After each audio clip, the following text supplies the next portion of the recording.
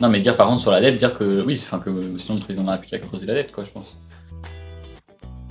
Il y a un truc de Panot qu'elle a Oui. dit, c'est que si les impôts étaient restés les mêmes pour les plus riches que ce qu'il y avait en 2017, on n'aurait pas eu à chercher 40 milliards d'euros cette année, quoi.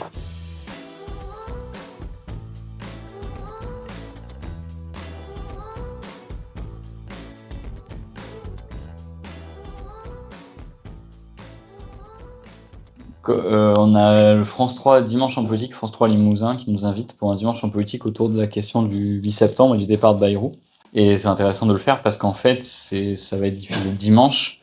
Donc c'est vraiment en gros la grosse exposition médiatique locale qu'on va avoir pour donner notre avis, notre point de vue sur le 8. Quand je dis on, c'est je, mais c'est on pour tout le monde. Donc c'était bien de le préparer avec tout le monde.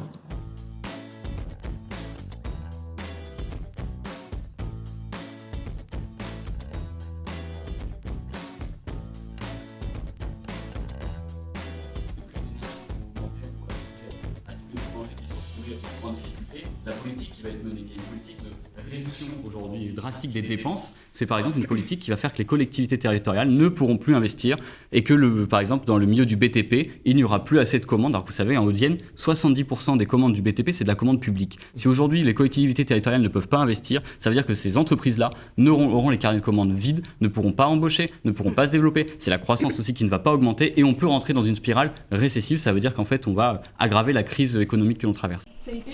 Ouais, j'espère que c'est allé. Oui.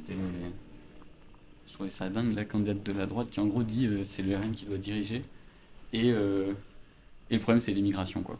Parce que ici vous avez deux partis qui veulent une immigration non-stop, une C'est un immigration bingo, en fait, ouverte c'est un à bingo. tous. On n'est pas sorti du saut, hein. Franchement en Corrèze, bougez-vous pour gagner contre elle et puis ceux qui sont en Creuse aussi, faut qu'on se bouge, quoi. Parce que là, c'était pas du haut au vol.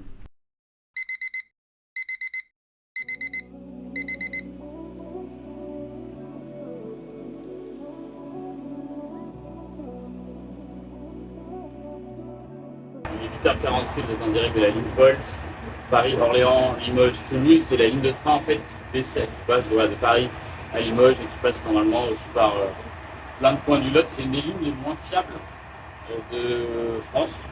Parce que vu que ça dessert le centre de la France, je pense que les investissements n'ont jamais été à la hauteur. Il faut savoir que moi je mets 3h30, 3h20 pour aller à Paris, alors qu'avant c'était 2h50 pour faire Limoges-Paris. Donc ça a quand même bien évolué et en mal. J'espère que vous m'entendez quand même. Déjà Lincoln, seconde classe, aussi au passage, je sais pas si vous voyez. Pourquoi je suis dans la ligne Bolt un dimanche matin à 8h49 maintenant? C'est parce que je monte à Paris pour aller censurer François Bayrou. Bref, logistiquement, j'avais des trucs à faire aussi au passage, donc c'est pour ça que je suis monté à Paris plus tôt. On va censurer François Bayrou. J'espère que cette ligne, qui est la moins fiable, ne va pas censurer la censure à François Bayrou. Mais voilà, en tout cas, j'essaie de monter. Dans le train, en général, c'est un moment où je m'occupe pas mal. Je fais, on bosse comme tout le monde, bref. Quand il y a le wifi et les prises ici, c'est mieux parce que ça n'y est pas tout le temps. Et c'est aussi des moments de permanence parlementaire où des fois j'ai des gens qui viennent me voir et je fais une heure de permanence parlementaire avec une confidentialité qui n'est pas terrible pour les petits problèmes et tout. Je voulais filmer au début depuis le siège, tout ça, mais même pas 9h un dimanche, j'ai pas envie de me faire jeter par toute la rame. Donc voilà. Je sais pas si je vous reprends dans le train. Ou si je vous reprends soit arrivé à Paris, soit demain quand on sera à l'Assemblée nationale. Mais voilà, c'est quitte à vous montrer un peu de quotidien, à faire ces petits vlogs et tout. Je vais vous montrer quand même cet endroit, le train, qui est celui où je passe le plus de temps. Voilà, c'est pas le TGV, hein. Et on est quand même, on va dire content de l'avoir, mais en fait on a l'air, encore petite histoire, mais par exemple, jusqu'au mois de janvier, toute la semaine, ce train-là, on l'a plus la journée, quoi. On l'a que les matins et les soirs, parce qu'il y a des travaux. Et il y avait pas mal de gars de la SNCF qui m'expliquaient qu'avant, on était capable de faire des travaux et de faire rouler des trains. Et maintenant, avec la sous-traitance, la privatisation et surtout le manque d'investissement, on n'est plus en mesure de faire ça. C'est-à-dire qu'on sait moins bien faire les choses que ce qu'on faisait il y a 20 ou 30 ans.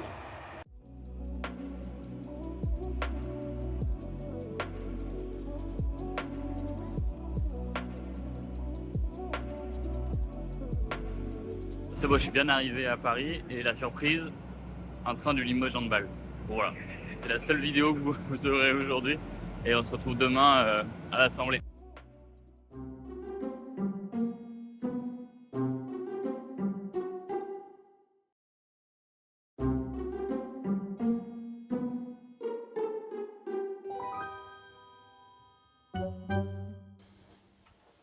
Bon, j'ai Maxime qui gros mail, c'est le jour de rentrée, il est un peu... je voulais vous montrer plein de trucs sur l'arrivée dans les bureaux, etc. Le lit dépliant, tout ça. Mais en fait, ce matin, c'est tellement la course. Parce qu'on est le 8 septembre et que dans quelques heures, on dit au revoir à François Bayrou.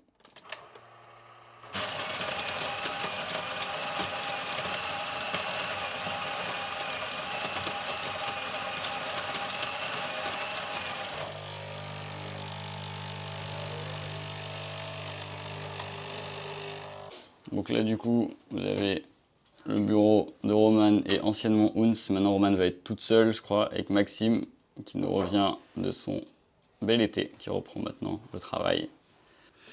Là, ici, on a la salle de bain. Vous voyez, c'est le grand luxe, quoi.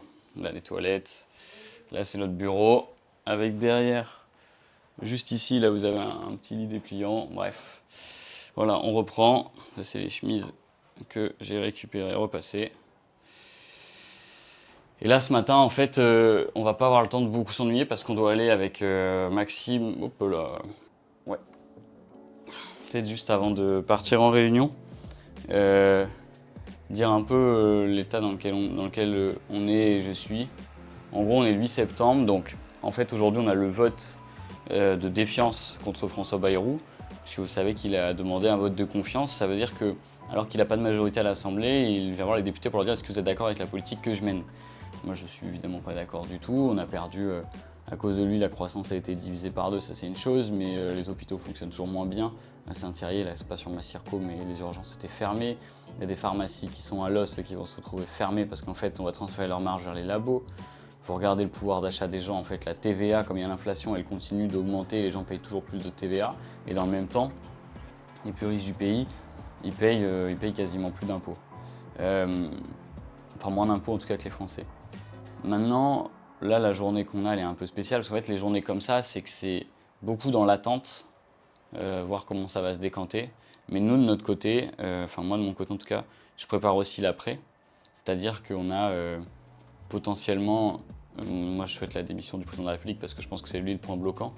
Mais à l'heure où je vous parle, ce que je crois le plus, c'est que ce soir, le président de la République va dissoudre l'Assemblée nationale. Je ne pense pas une seule seconde qu'il va nommer quelqu'un de gauche, parce que je ne vois pas pourquoi aujourd'hui les financiers, ceux qui aident Emmanuel Macron, supporteraient qu'il y ait quelqu'un de gauche qui remette en cause tous les acquis qu'ils ont eu depuis 2017. Par contre, je pense qu'il peut y avoir une dissolution avec, dans le fond, Macron ou d'autres qui souhaitent que le Rassemblement national puisse prendre le pouvoir, en fait, parce qu'ils aideront davantage les plus riches du pays. D'ailleurs, le MEDEF, qui est le syndicat des patrons, a dit qu'ils étaient plutôt en phase avec ce que pouvait faire ils étaient plutôt en phase avec le programme économique du RN. Donc d'un côté, on a la journée qui passe, c'est un sentiment très bizarre, parce que la journée, elle passe, et en même temps, moi, je me projette dans demain, et le fait que demain, potentiellement, je suis en campagne électorale pour les élections législatives. Ce sera la 3e campagne en 3 ans.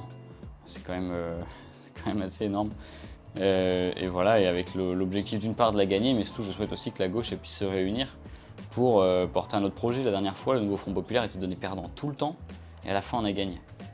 Là, ça veut dire qu'il y a une possibilité, si dès le début on est ensemble, qu'on puisse gagner très concrètement les élections et changer un peu le quotidien des gens, et puis ensuite le changer totalement. Ouais, je vais en réunion. Bonjour.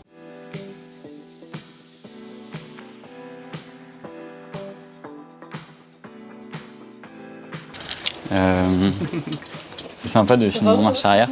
Là, on va manger. On va au 8e. Là, il y a Loïc Prudhomme, lui, il est sympa. Ils sont tous sympas, mais lui, il est particulièrement sympa.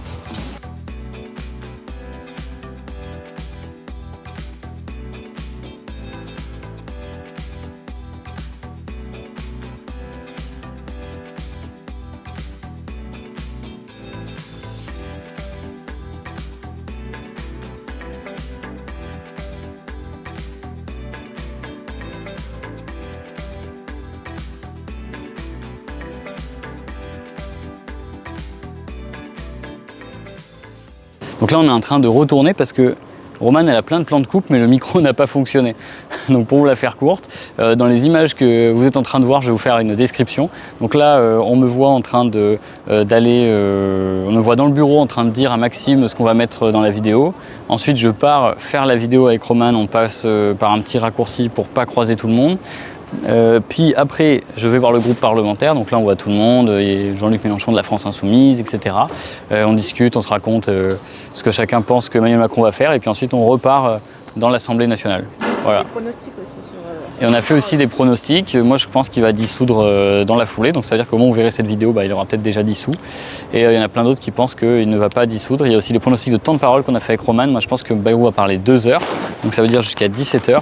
Romane pense 1h42 et Maxime, lui, faisait 1h30. Voilà, maintenant j'y retourne. Bon vote. Merci. Bonjour, ça va? Ça va bien? Bonjour. Bonjour. Bonjour. Bonjour, ça va? Bonjour, ça va? Bonjour. Ça va? Bonjour. Mais voilà, on y est du coup. On rentre dans l'hémicycle avec tout le monde qui est en train de s'installer et on va attendre que François Bayrou arrive, va faire un très long discours et puis après il y aura le discours de chaque parti politique et après il y aura le vote.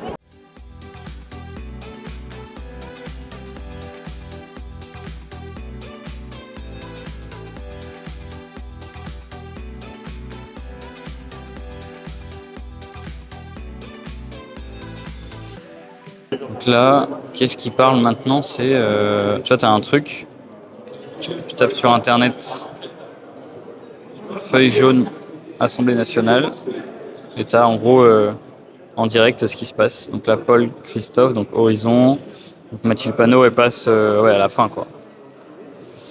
Ok. Bon, on va aller voir France 3, je crois que c'est France 3 Limousin, on va voir. J'ai jamais vu autant de journalistes.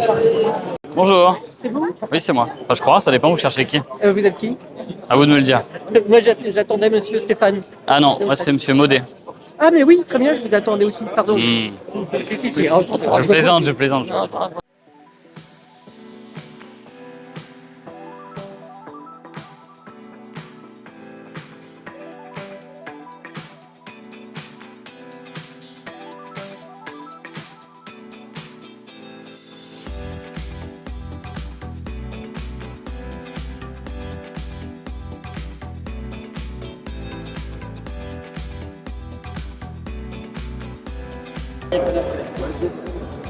Alors, monsieur Maudet.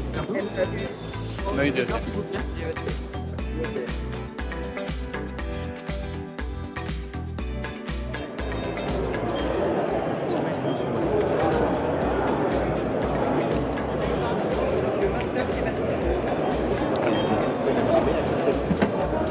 Bon, du coup, voilà, on vient juste de voter. Donc en fait, ça s'est fait à la file indienne, vous avez vu, il y avait beaucoup de monde.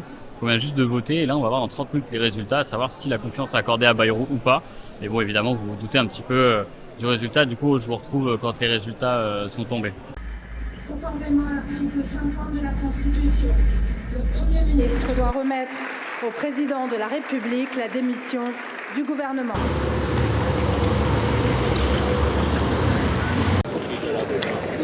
Qui voilà. Maintenant, ce qui m'étonne, c'est juste, je sais pas trop ce que ça va donner, ce que Emmanuel Macron va faire, quoi. J'espère, dans le début du vlog, normalement, moi j'ai prédit dissolution, même si je pense que Emmanuel Macron, c'est lui qui doit partir, quoi. C'est le seul problème dans le pays. Il a quand même nommé Barnier. Il a dit, je veux pas nommer Lucie Castet parce qu'elle va être censurée. Il nomme Barnier qui se fait censurer, Bayrou qui s'auto-censure. Ça me paraît être gros. En tout cas, Romane, pour toi, tu as quand même vécu, je pense, une période assez incroyable. Parce que Romane, là, qui filme, t'es arrivé, je crois, c'était le jour de la. T'es arrivé le jour.